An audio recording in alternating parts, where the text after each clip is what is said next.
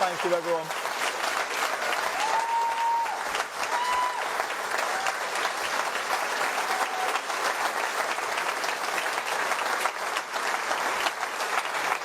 Thank you so much, everybody.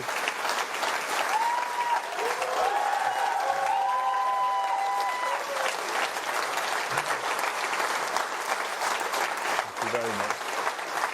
Thank you.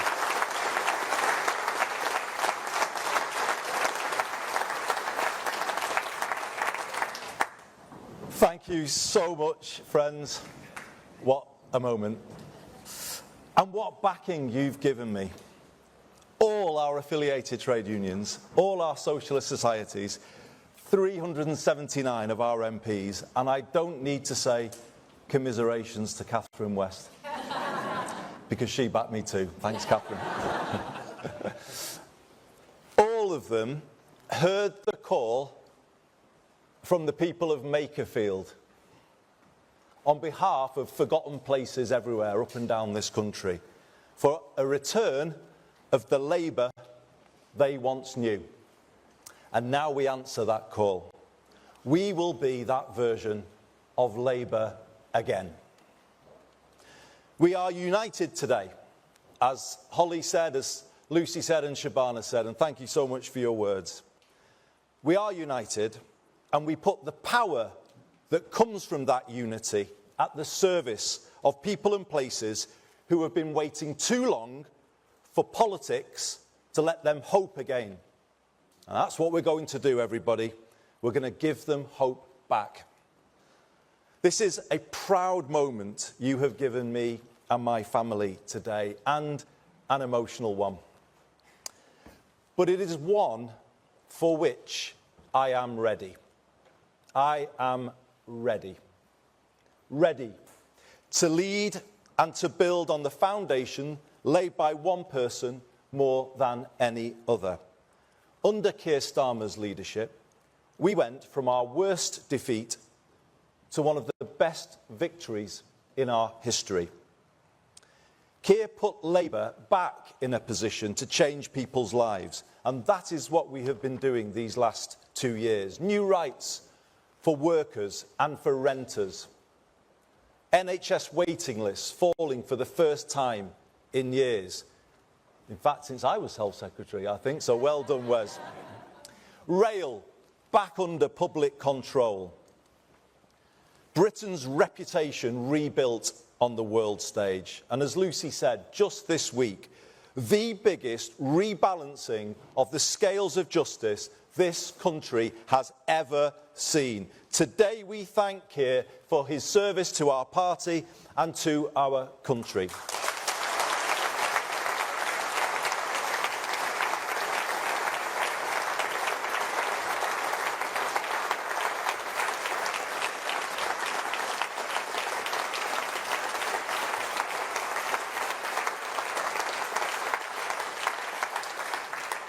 Ten years ago, he and I worked together, drawing up the original Hillsborough law in my office in the aftermath of the second Hillsborough inquest. And I drew on all of his legal expertise when I presented that bill to Parliament. To be in Parliament on Tuesday, when Keir delivered on his promise to the Hillsborough families and all of the other campaigners who were part of the Hillsborough Law Now campaign. A promise to end the cover-up culture in this country, to pass power from the authorities to ordinary people, and to prevent anyone in future going through what the Hillsborough families did. It felt to me like life coming full circle.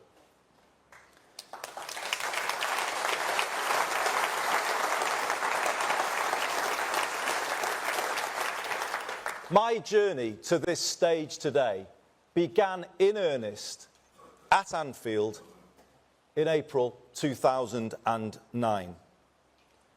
The COP made me confront the fact that this country does not work for working class communities like the city of my birth.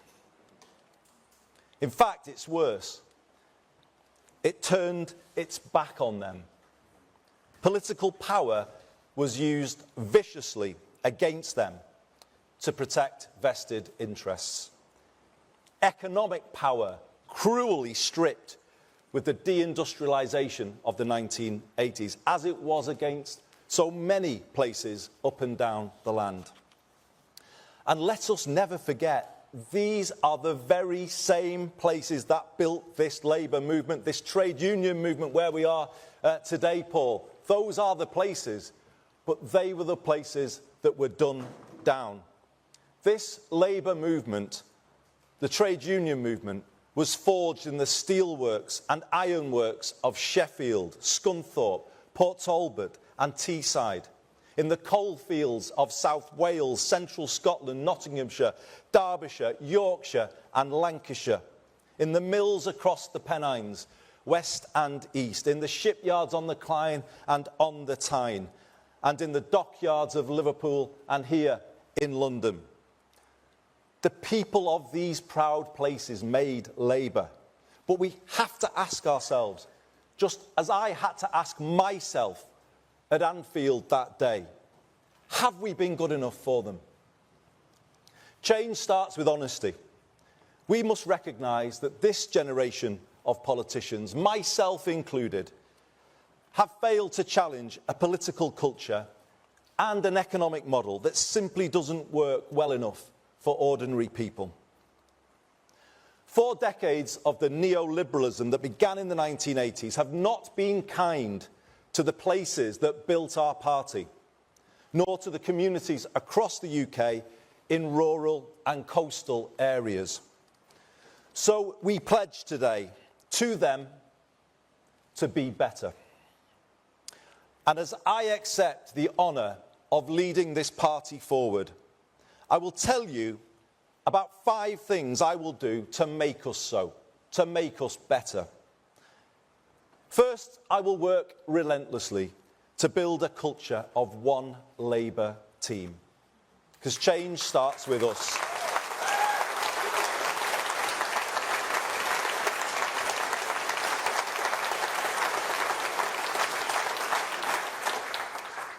We won't beat Britain's new right if we are consumed by infighting and pulling in different directions. That is, and always has been, an indulgence that falls heaviest on the people who need Labour most. Fighting to eradicate it and the insidious briefing culture that goes along with it will characterise my leadership. In future, when a Burnhamite walks into a bar, as many Burnhamites are known to do, talking about you, Kevin. In future, when a Burnhamite walks into a bar, I want the barman to say, "Great to see you. We don't like factional politics in here."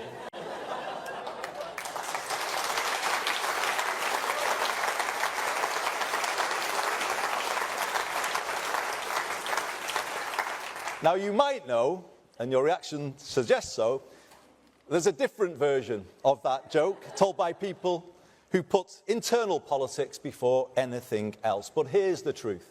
Their factionalism has bedevilled us. Today we move beyond it. I have supported all our Labour leaders in my lifetime because I believe a united Labour Party and Labour movement is the best hope for our country. And I know you believe that too, as do our members up and down the land.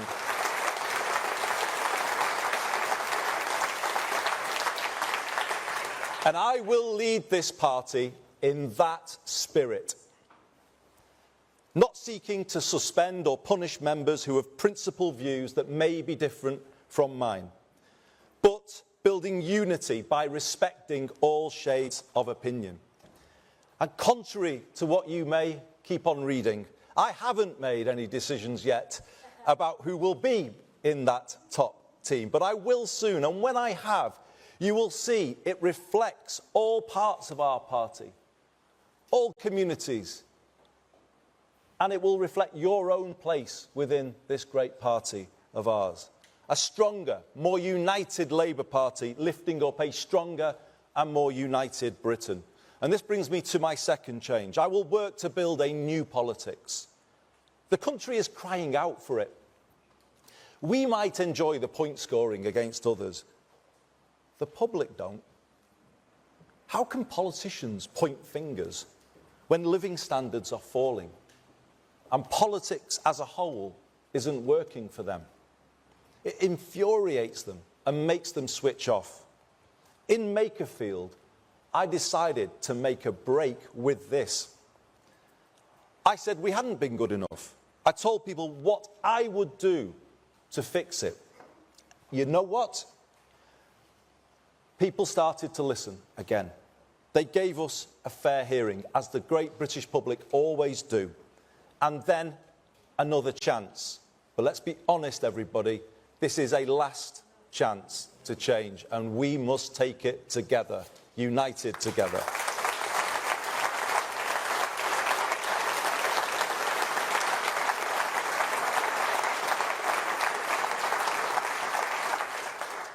Tell people what we will do, rather than always going on about others. And if we do more of that, let's see if we can get the ear of the country as well, not just Makerfield. Let's take a problem-solving rather than a point-scoring approach. Let's have the courage to fix the big things that politics has neglected, like social care, and have the conviction to go out there together and argue for our plans. And let's have the self-confidence to find common ground with other parties where we can. By seeking more consensus, we may just find the change we make is more lasting.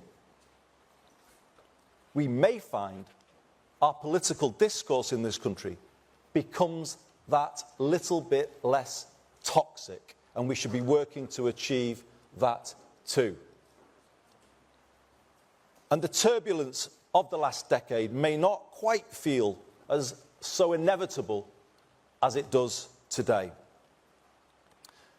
My third change is our political direction. Yes, we will work with other parties where we can, but doing so from the clarity of knowing exactly where we stand.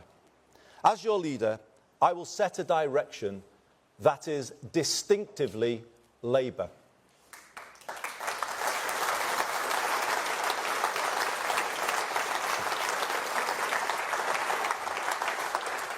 We won't try to out-green the Greens or out-reform reform, or doing what we've done in the past of wearing too many Tory clothes. Let me tell you, I'm quite happy that Kemi doesn't approve of my wardrobe choices, because I'm not keen on theirs either. From here, we do it differently. We win by being us. Boldly, confidently, authentically us. Labour. That's how we win. I want people to understand the thinking behind the political direction I set, so people can see the decisions we take and the reasons why. I am clear, Britain took a series of wrong turns in the 1980s. Political power was centralised and economic power was privatised. The country surrendered control of the essentials: housing, water, energy, transport, and left people exposed to higher costs. That in turn led to the concentration of more wealth and power in the hands of fewer people and fewer places. Large parts of Britain were deindustrialised without the power to set new ambitions for themselves. Proud British towns, now a shadow of what they once were, and high streets in decline, so common up and down the country. Slowly, at times imperceptibly, over 4 decades, political and economic power drained away out of our communities in every region and nation of the UK. If local places don't control something as basic as a bus service, how can they connect people to opportunity and turn things around? If the sell-off of council homes leaves the country chasing rents in the private rented sector through the benefits system, and paying for temporary accommodation for thousands of families as they have to do here in London and elsewhere across the country. How then will we find the money to invest in prevention and improve people's lives? The truth is we can't. And if we don't have sufficient public control over the cost of the essentials, how can we have control over inflation, public spending and the rest of the economy? The right used the phrase, take back control, but they are the ones who gave it away in the first place.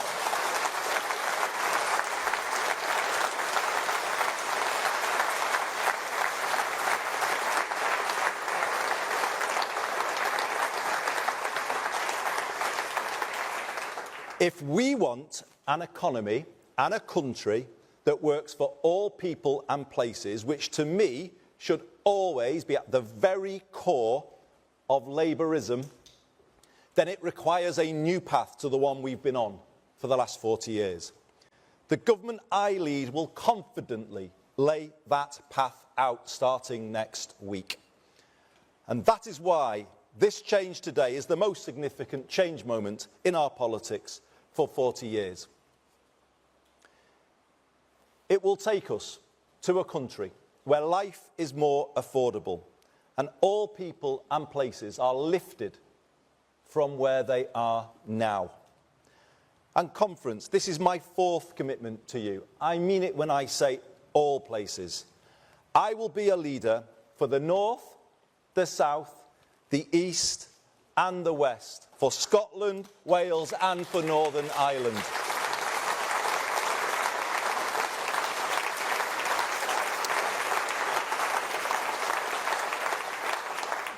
Yes, the North of England has given me so much, everything in fact.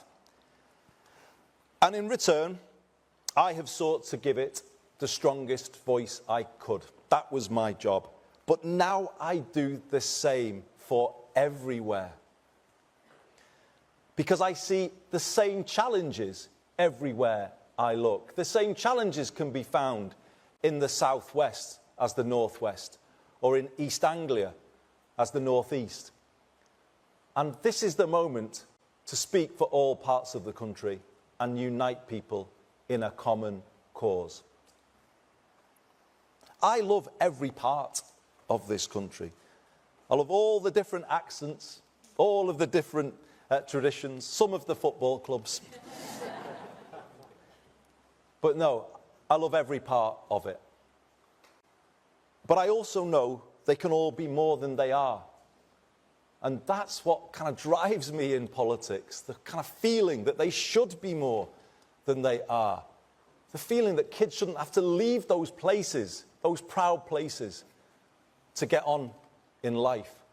We should make them more than they are, help them take power to be more than they are. And this brings me to my fifth and final promise. We will take power back from Westminster and Whitehall and give it to the place where you live.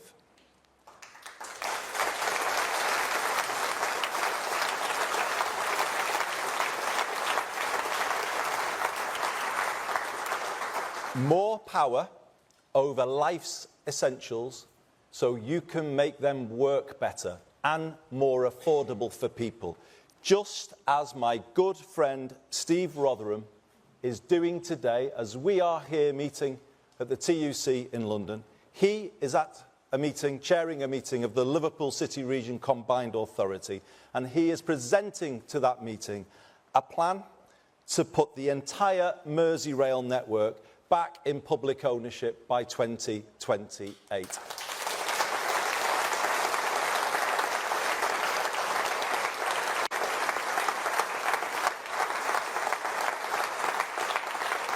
A plan to cut fares, make trains run on time, and a railway run in the interests of the passengers, not shareholders.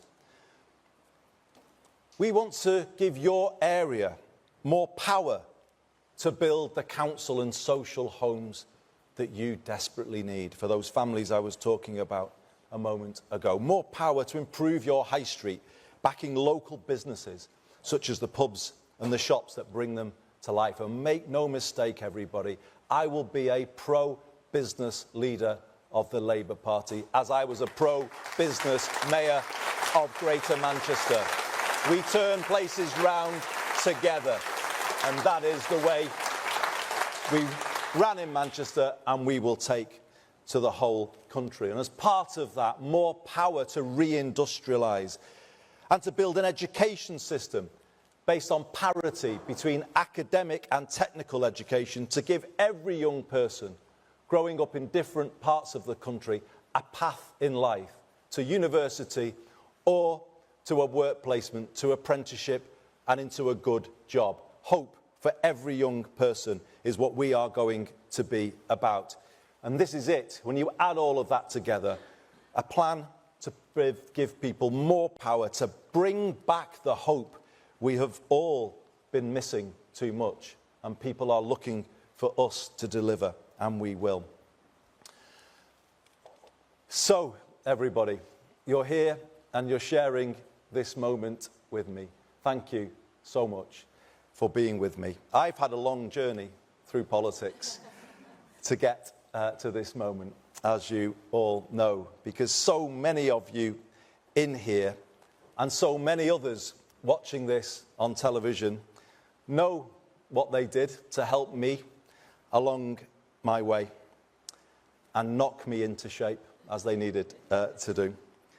I want to, if I may, just single out three. I was his parliamentary private secretary in my first experience of the front bench, but he has been the truest mentor to me in the decades since, and it's just wonderful to be with you, Lord Blunkett, David, on this special day.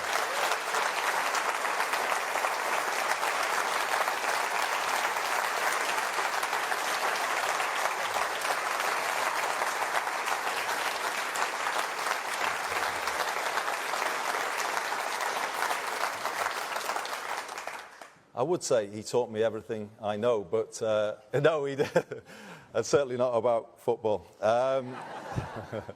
But it is wonderful to have you at this moment with me, David. Can I also say to Dame Margaret Beckett, you were a wonderful friend to me and guide throughout my time in the cabinet.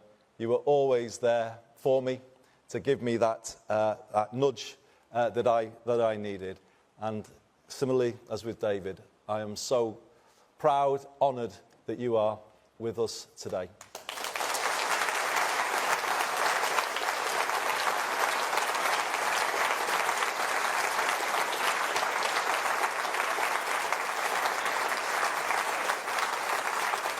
And sitting next to Margaret, for those of you who want somebody to blame, he is the man you can hold to account. He is the man that fired up a young Andy Burnham in the northwest of England in the mid-1980s with rhetoric of the kind that remains unmatched, I would say, in modern politics. It has always been something that I treasure, to get a message from him with his advice and the care and the thought he puts into those messages. They mean everything to me. I would not be standing here.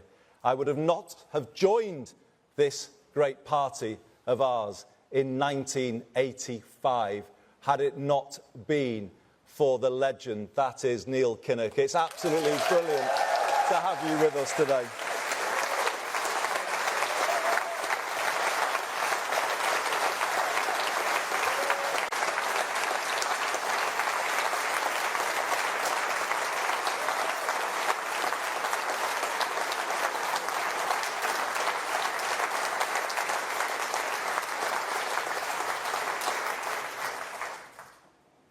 So many of you here who I can't name, so many watching, have helped me get here. I haven't done it alone.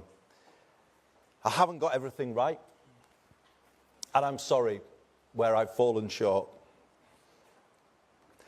But I have always given it my all, and I always will.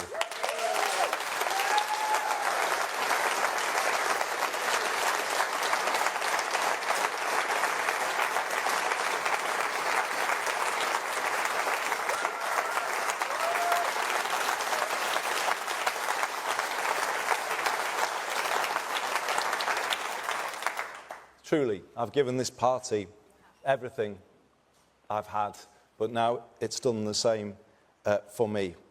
I have listened and learned as I've gone along, you'll be pleased to know. And hopefully, I've got better as a result. You can be sure of this. I know what I believe after 25 years as an elected Labour representative. And I know what I want to do working with you all. I have a plan.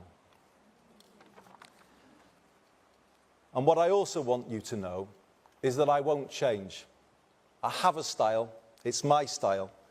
I will always stay close to the ground, close to the people. Hopefully, still in my season ticket when the new season starts. In Cardiff on Tuesday. Brilliant just to meet and chat to people as they came up to speak. I will always stay the same because I draw my strength from people. I hear things, pick up straws in the wind as I was going about Manchester as my job as mayor, and I say to Kevin Lee, who's here today, and I want to thank Kevin, who's been such a staunch supporter and friend for me on this journey.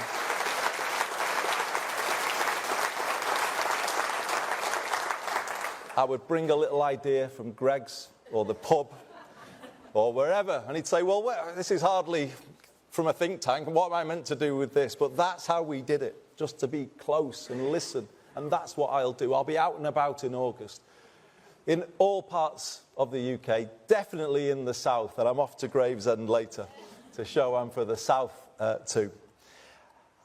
That's the way I've always done it, and it made me really proud recently.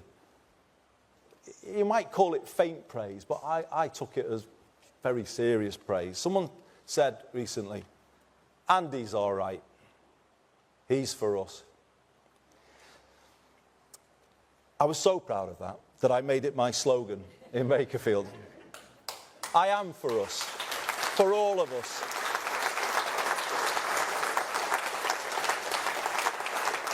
And I want people to say once again that Labour are for us. I want that to just fall off people's tongues, and we can do it. We can be that party, the party that puts more power in people's hands, drives good growth in every postcode, and puts hope in every heart, that gets the country pulling together again and moves beyond the divisions of recent years. All people and all places, public and private sectors, in a new sense of unity and common cause. That's my mission as your new leader, to bring back hope. I believe in all of you, and I am confident we can do it. Thank you very much, everyone.